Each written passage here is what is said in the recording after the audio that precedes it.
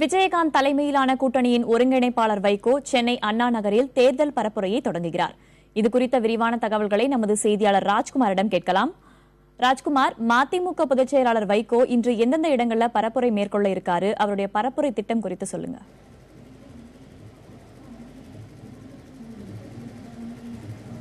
வேதவல்லி, தேமுதிக மக்கள் நல கூட்டணி தமிழ் மாநில காங்கிரஸ் கட்சி கூட்டணியில் இடம்பெற்றக்கூடிய மதிமுகவினுடைய வேட்பாளர் பட்டியலும் இன்று வெளியிடப்பட இருக்கிறது. மதிமுகவின் பொதுச் செயலாளர் வைகோ இன்று அண்ணா நகரிலிருந்து தன்னுடைய பிரச்சாரத்தை அவர் தொடங்குகிறார். சென்னையில் இன்று 8 மையங்களில் இன்று காலை பிரச்சாரத்தை தொடங்கி இரவு 10 மணி வரை 8 மையங்களில் அவர் பிரச்சாரத்தை மேற்கொள்கிறார். அண்ணா நகர், வில்லிவாக்கம், 1000 விளக்கு, துறைமுகம் உட்பட 8 மையங்களில் பிரச்சாரத்தை அவர் மேற்கொள்ளிருக்கிறார். முதலாவதாக அண்ணா நகரில் காலை 11 மணி அளவில் பிரச்சாரத்தை மேற்கொள்ள இருக்கக்கூடிய வைகோ 29 தொகுதிகளில் போட்டியிடக்கூடிய மதிமுகவின் வேட்பாளர் பட்டியலை இன்று அவர் அறிவிக்க இருக்கிறார்.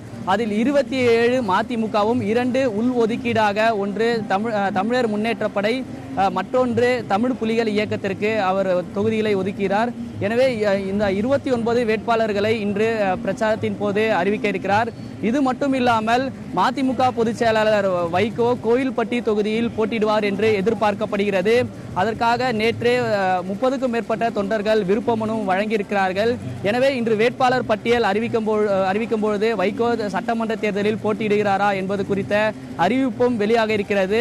வேட்பாளர்களை பொறுத்தவரை முக்கிய நிர்வாகிகளும் அதே போன்று பெண்களுக்கு முக்கியத்துவமும் கொடுக்கப்படும் என்று எதிர்பார்க்கப்படுகிறது. சென்னையை பொறுத்தவரை துறைமுகம் தொகுதியில் முராத் புகாரி, 1000 விளக்கு தொகுதியில் மாவட்ட செயலாளர் ரட்சன் அம்பிகாபதி உட்பட பல மாவட்ட செயலாளருக்கு வேட்பாளர் பட்டியலில் அறிவிக்க வாய்ப்பு இருக்கிறது. வேட்பாளர்களையும் அண்ணா நகர் பிரச்சாரம் தொடங்கும் பொழுது வேட்பாளர்களையும் அறிமுகப்படுத்துவதற்கான வாய்ப்புகள் இருக்கிறது. வேதவல்லி.